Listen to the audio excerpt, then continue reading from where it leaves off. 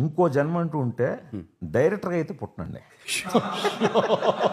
సినిమాలు హాయిగా చూస్తానే తప్పితే సినిమాలు తీస్తానని మాత్రం బయలుదేరనండి.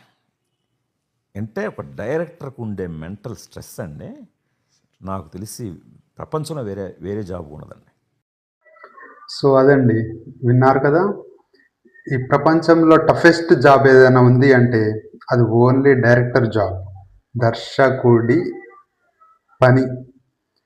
ప్రపంచంలో ప్రతి జాబ్ ఈజీగానే ఉంటుంది, కానీ డైరెక్టర్గా పనిచేయడం అంత సులువేం కాదు. అందరినీ మెప్పించడము అంత సులువేం కాదు, దూల తీరిపోద్ది. సో డైరెక్టర్లకు విలువ ఇవ్వడం నేర్చుకోండి.